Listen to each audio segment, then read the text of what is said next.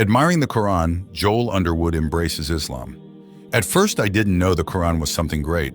I read it because I thought it contained knowledge about Arab culture. That was before I went on a trip to Morocco, said Joel Underwood, a British man living in Manchester.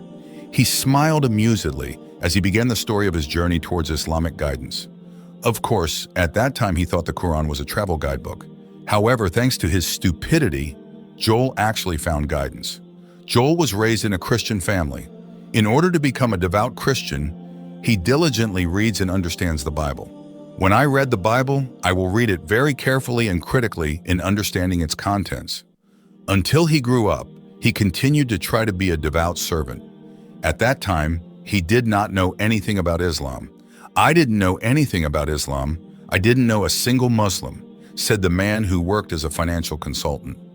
Even when he was a student in the United States, U.S., he had not yet known this Ramadan lil Alamin religion. His campus, located in the northeastern U.S., was dominated by white people, many of whom came from England. Ethnic and religious diversity was very minimal there, so there was very little opportunity to know Islam. I really got to know Islam through my own journey that emerged in a way that I could never have imagined, Joel said. So how did Joel come to know about Islam?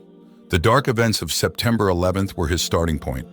Following the tragedy, he began to hear rumors about Islam and Muslims, but at that time, he had no desire whatsoever to find out about Islam. The desire to better understand Islam began to emerge when Joel planned to travel to Morocco. At that time, he looked for references that could give him general guidance about Morocco. Oddly enough, Joel did not read a travel guidebook, but instead read the Quran. I thought from there I would find out a little bit about the culture of an Islamic country and know how to behave. At that time, I didn't know the contents of the Quran and the messages contained in it because I had never seen this book before, Joel said with a big smile. Unexpectedly, when he read the Quran, Joel immediately fell in love with it and wanted to study it. Funnily enough, after 6 months of reading it, Joel just found out that the Quran is the holy book of Muslims. I knew it was a religious book, but I didn't think it was the holy book of Muslims because I had never seen it before. I also didn't know that the Quran was connected to Christian or Jewish history. I didn't know how it was all related. Getting more curious. While in Morocco, Joel became more curious about the Quran. When visiting various places in Morocco, Joel, who was traveling with his wife, felt like he kept wanting to read the Book of Allah. Joel did not know why. One thing is for sure, when he first read the Quran, he was fascinated by the richness of its contents. When he returned from Morocco, Joel decided to study the Quran more. One time while walking around New Hampshire, he saw an advertisement for a fundraising campaign by an Islamic foundation. He had forgotten the name of the foundation, and clearly, Joel immediately contacted the foundation with the aim of getting to know Islam. I didn't know the foundation, but I thought this was one way to learn about Islam, Joel said. Long story short, the foundation made Joel know some people.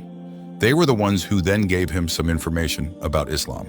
From them, Joel then knew a Muslim who then showed him to the New Hampshire mosque. It was there that Joel then studied the Quran. Not wasting the information, Joel immediately headed to the mosque. When he arrived there, he was happy because he was welcomed well. There was not the slightest negative prejudice from Muslims towards him. No one said, "What are you doing here?" or "You don't fit in here."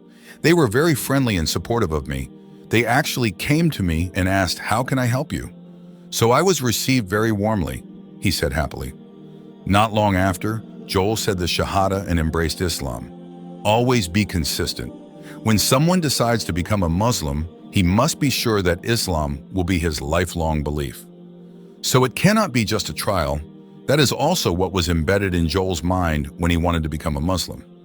You can't say that I will be a Muslim for a few years and say, "Oh, this is hard for me," and go back to my previous beliefs, Joel said. According to him, many converts still think like that, so they find it difficult to maintain the guidance they have received. Joel is sure that he is not that type of convert.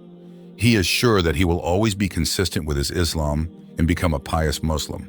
In the depths of his heart, there has also been a determination to not let go of the guidance he has received in a unique and extraordinary way.